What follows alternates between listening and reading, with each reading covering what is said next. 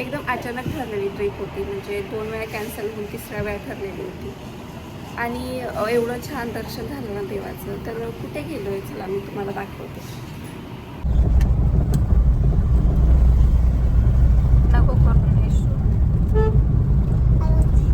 तर आम्हाला जायचं होतं अक्कलकोटला. त्यासाठी आम्ही घरातून निघालो होतो 12 वाजता. आता 12 वाजता जरी घरातून निघालो असतो ना, तरी पुण्याच्या बाहेर निघायला आम्हाला 1.5 ते 2 तास लागतात हायवेला लागायला. कारण एवढी सारी गर्दी होती पुण्यामध्ये, जी की नेहमीच असते. आणि आम्ही असं आवरून चाललो होतो. संडेचा दिवस होता, त्यामुळे गर्दी पण जास्त होती आणि आम्हाला टाईमच भेटला नाही. म्हणजे एरवी जायला प्रत्येक वेळेस प्लॅन कॅन्सल होत होता. मध्ये काही शूट केलं नाही. त्यानंतर डायरेक्ट अक्कलकोटमध्ये आल्यावर तुम्ही बघू शकता की एवढी जास्त गर्दी आहे. आणि इशूला असं तिच्या बाबांनी उचलून घेतलं होतं, कारण की असं चालण्यासारखं नव्हतंच, खूप जास्त गर्दी होती. आता एवढ्या गर्दीमध्ये ना मी माझं शूट घेऊ शकले नाही, कारण मला मोबाईल चोरीला जायची खूप जास्त भीती वाटत होती. थोडेफार त्यामुळे शॉट घेतले होते मी. त्यानंतर इथं मग दर्शनाच्या रांगेला लागलो होतो. इथं पटकन दर्शन होऊन जातं, काहीच प्रॉब्लेम नाही. गर्दी जरी असेल तरी पटापटा दर्शन होऊन जातं. सुरुवातीला मंदिराच्या म्हणजे एकदम गाभाऱ्याच्या शेजारी जास्त गर्दी होती. बाकी अलीकडे जास्त अशी काही गर्दी नव्हती, पण एवढंही आरामात दर्शन झालं नाही.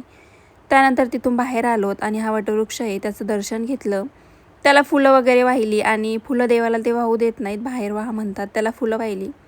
त्यानंतर बाहेर आल्यानंतर ना इथं अगरबत्ती वगैरे म्हणजे प्रत्येक ठिकाणी वेगवेगळंच करायचं सगळं सेक्शन झालं. एकाच ठिकाणी आपण नारळ, अगरबत्ती अशा गोष्टी नाही ठेवू शकत. त्यानंतर अगरबत्ती वाहिली, सगळ्यांना अंगारा लावला आणि थोडंसं पुढं गेल्यानंतर पुन्हा इथं नारळ फोडून घेतले. आता 2 नारळ होते. याच्यामध्ये माझ्या मैत्रिणीचाही प्रसाद होता आणि माझाही होता. मग दोन्हीही नारळ फोडून घेतले त्यांच्याकडून आणि त्यांनी देवासाठी अर्ध ठेवलं आणि बाकी अर्ध आम्हाला देऊन टाकलं. कारण आमचं दर्शन वगैरे झालेलं होतं आणि निवांत झालं दर्शन, म्हणजे एवढा टाईम लागला नाही. बाहेर आल्यावर एवढ्या सुंदर मूर्त्या होत्या ना तिथं. ते वटवृक्षाखाली बसलेले स्वामी किंवा ह्या अशा मार्बलच्या मूर्त्या आणि मस्त सगळ्या मूर्त्या होत्या. छोट्या-छोट्या होत्या, मोठाल्या होत्या. आणि ह्या काकांनी मला व्हिडिओ घेण्यासाठी परमिशन दिली होती. ते बोलले घेऊ शकता व्हिडिओ. त्यानंतर मग मी पुढे आल्यावरती पेढे, म्हणजे पेढे हे आम्ही अगोदरच घेतले होते. आतमध्ये प्रसाद पण घेऊन गेले होते. नंतर मग मी घरी घेण्यासाठी पेढे घेतले होते, जेणेकरून घरच्यांना पण प्रसाद होईल किंवा थोडाफार वाटायला पण प्रसाद होऊन जाईल. आणि मेन म्हणजे मुलांना पेढे खायचे होते, इशूला पेढे खायचे होते. तिला असं वाटलं की हे लाडूच आहेत, लाडू लाडू करत होती. आणि मग 2 याच्यामध्ये मी प्रसाद घेतला वेगळा वेगळा.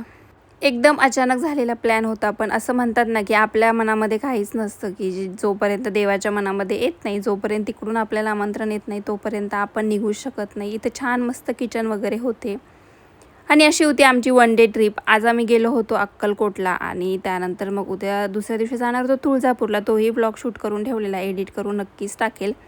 आणि नंतर पाऊस चालू झाला. गाडीत बसलं की 5च मिनिटात पाऊस चालू झाला आणि 5 मिनिटात आलेला पाऊस 2च मिनिटात परत बंदही झाला. तर चला, असा होता आजचा व्हिडिओ. भेटूया उद्या, चला तोपर्यंत बाय.